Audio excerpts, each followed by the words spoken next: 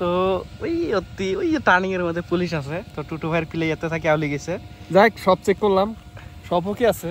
যাই পুলিশের জানে আটকে না, আর আটকাবো না, সবকিছু ওকে আছে। তো যাই সাথে থাকেন। হে গাইস, তো আমরা আজকে যাই আসলাম শালকাটা, মানে হাবিব ভাই রাতে। হাবিব ভাই আমাকে ইফতারের দাওয়াত দিছে, আর আমরা তো বলেছিলাম দাওয়াত খাবেন যে টুটু ভাই ফিলেক্সে বাইক নিয়ে। একটা প্রবলেম হয়েছে কালকে থেকে, কি গাড়ি স্টার্ট দিলে না ধাপাত করে নিবা দাদা। এইটা হইলে আমাদের হাই স্কুল, এতে টুটু ভাইয়ের আমি একসাথেই মেট্রিক দিয়েছিলাম এই স্কুলে থাকিয়ে। আমরা কিন্তু ME school, high school, higher secondary সবকিছু একসাথেই করছিলাম। তো যাতে যাতে দেন ছোট্ট একটা বাচ্চা কি মজা করে সাইকেল চলে আসে। এই জেলা যে দেহেবে লিখছেন লেফট সাইডে এটা হল ব্রহ্মপুত্র, আর রাইট সাইডে যেটা আছে ওটা হলো জিঞ্জিরাম। এই রাস্তাটা হয় আমাদের কানেকশন পয়েন্টটা ভাঙিয়ে গেছে, গেতে গেতে কিন্তু এই রাস্তার সাথেই কিন্তু আছে লাইলি বাজার। লাইলি বাজারের সুন্দর একটা কাহিনী আছে। এই দোকানটা দেবে লিখছেন এটা হল ফার্স্ট দোকান, মানে লাইলির দোকান। ওই লাইলির দোকানে থাকে কিন্তু এই বাজারের নাম হচ্ছে লাইলি বাজার। বাজার থেকে 5 মিনিট আসতে না আসতে দেবে লিখছেন একটা স্কুল, এটা হলো আমাদের হায়ার সেকেন্ডারি স্কুল, আর ওইপি এইচএস স্কুল। টুটু ভাই আর আমি কিন্তু একসাথে পড়াশোনা করছি। এই স্কুলের থেকে 10 সেকেন্ড বা 20 সেকেন্ড লাগবে জাম্প করে কিন্তু টুটু ভাই এই কলেজে যাচ্ছে। এই যে দক্ষিণ শালমারা কলেজ, এতে কিন্তু টুটু ভাই ডিগ্রি কমপ্লিট করছে 2017।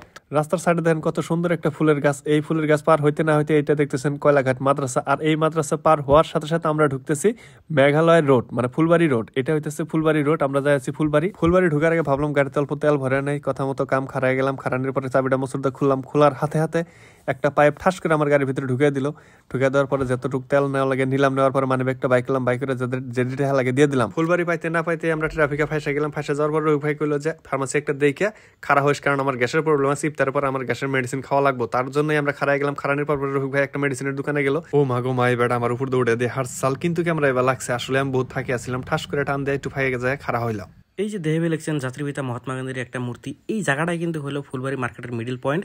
তো আমরা মোটামুটি 5-7 মিনিট আসার পরে পেলাম আমরা ধেনারকুড়ি ঘাট। টুটু ভাই কিন্তু ওর গাড়িটা খেওয়ার মধ্যে তুলবে লিখছে। এই খেওয়ার মধ্যে একটা ইন্টারেস্টিং পার্সন আছে, ওটা দেহে মোর সেই মজা লাগছে। এই যে চাচা, এত সুন্দর একটা গাড়ি, বহুত মজা লাগছে। আমরা কিন্তু ওই পাশে অলরেডি আসি কিন্তু সবাই দেন বাইক গেলে কেমন করে নেওয়া বলেছে। টুটু ভাই বাইকটা নামাইলো, আমরা তারপর যাওয়া শুরু করলাম। 1 মিনিট যেতে না যেতে আমরা পাবো ধুবড়ি ফুলবাড়ি ব্রিজ। আর ধুবড়ির ফুলবাড়ি ব্রিজের যেটা ফুলবাড়ির মাথাটা হবে লিখছে এই যে এই ডাইন পাশে, কিন্তু আমরা যা বলেছি সিধে শালকাটা পাশে। কি সুন্দর ন্যাচারাল একটা দৃশ্য। তো ওই যে টার্নিং এর মধ্যে পুলিশ আছে, তো টুটু ভাইয়ের পিলে যেতে থাকে আউলি গেছে। যাই সব চেক করলাম, সব ওকে আছে। অ্যাকচুয়ালি গরমের দিন, বহুতই গরম, তো ওই জন্য হেলমেট একটা আনা হয়েছে। তো রোহিত ভাইরে থিয়ে গেতেছে, আমি গেতেছি। যাই পুলিশের জানে আটকে না, আর আটকাবো না, সবকিছু ওকে আছে। তো যাই সাথে থাকেন। এই তো হেলমেট নি, টুপি নি। তো টুটু ভাই গাড়ি পার করে নিয়ে আসি, আগে এই পাশে আছে। তো টুটু ভাইয়ের এক্সপিরিয়েন্সটা শোনো। আটকাছেন নাকি? কি কয়? আটকে নিয়ে সিগন্যাল দিছে, খারাইছি। খারানোর পর একজনের পিছনে যায় না, ভরে করে আমার নাম্বারটা আমার কি চেক করবার হয়েছে। আরেকজন একটা ফ্যান আছিল, তো টুটু ভাই সবকিছু আছে না নাই, ড্রাইভিং নিয়ে আছে না নাই। আমি বললাম যে ড্রাইভিং ছাড়া ভাই ঘুরি না, সবই আছে। তো তারপর আরেকটা সামনে আর কি সিনিয়র অফিসার স্যার, তার বললাম স্যার কি লাগবো কর। হবো মানুষ দেখলে দিশা ভাই তোমার কাছে আছে, হবো যাও চেক করলাম না, যাও। আমরা কিন্তু 10-15 মিনিট আসার পরে আমরা পাই গেলাম শালকাটা। এতে কিন্তু হাবিব ভাই আগে থেকে আসেই আছে আমাকে রিসিভ করার জন্য। আসসালামু আলাইকুম, ইফতারের দাওয়াত দিছে, আয় বললাম। তো যাই হোক, হাবিব ভাই আমাকে ইফতারের দাওয়াত দিচ্ছে, আউগি যাচ্ছে আমাদের জন্য। তুমি ভাবছে যে আমরা রাস্তা চিনবেন নাই, কিন্তু রাস্তা চিনি না। অ্যাকচুয়ালি ইফতারে খরচ করবো এমনি দিশে পাইছে। আরে চলো হবে পিস নদীর পারে হবে আজকে। হ্যাঁ হ্যাঁ অবশ্যই, একদম পরিবেশ জমবে, ভালো ভালো আইটেম হবে ওখানে। এটা হইতেছে আলতাফ মামু বাইক নিয়ে ঘুরে আসাল, যেহেতু রোজা রয়েছে। তারপর ওরা টান দিয়ে কইলাম চল একসাথে ইফতার করবো। তারপর ওরা নিয়ে একসাথে আমরা মেলা দিলাম ইফতারি কেনার জন্য। ইফতারি কিনতেছি আমরা, কিনতে তারপরে কি হলো, আমরা যাই আছি চরে যায় না, বড়ি একটা লোকেশন আছে আর কি নৌকার মধ্যে, ওই জায়গাতে যাবো। এই দেখেন যে চর পাই গেছি, কত সুন্দর একটা চর। এই জায়গায় খাড়া হয়েছি, ঠাস করে আমরা ব্যক্তি বাইক নিয়ে চরে নামে গেতেছি। তো নামার পর দেখেন কত সুন্দরভাবে আমরা চরের মধ্যে কিভাবে বাইকটা চলে যায়, বহুতই অসম একটা দৃশ্য, বহুতই ভালো লাগতেছে। এই রোজা থাকি মানুষের কোন লেভেলের কুরকুরি থাকলে বালুচরের মধ্যে বাইক রেসিং দিবে পায়। আর এই রেসিং কিন্তু টুটু ভাই হয়ে গেছে ফার্স্ট। সবাই কিন্তু বাইকলে বহুত কষ্ট করে খাড়া করেছে, কারণ বাইকের যেটা স্ট্যান্ডার্ড ছিল ডাবি যায় আসছিল। তো ও মা গো মা, এটা কি গ্রাফে। তারপরে দাও টুটু ভাই একটা শট নিয়ে আসে, বড়িয়া করে একটা সিনেমেটিক শট।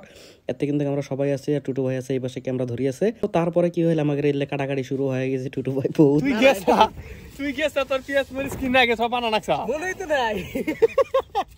আজান শোনা গেল, এই যে খাওয়া শুরু হবো। থাক সাইডে থাক। হ্যাঁ আগে এটি খানো, ফল পরে খাম। হ্যাঁ তো গাইস ইফতার করি। রোজা আছেন?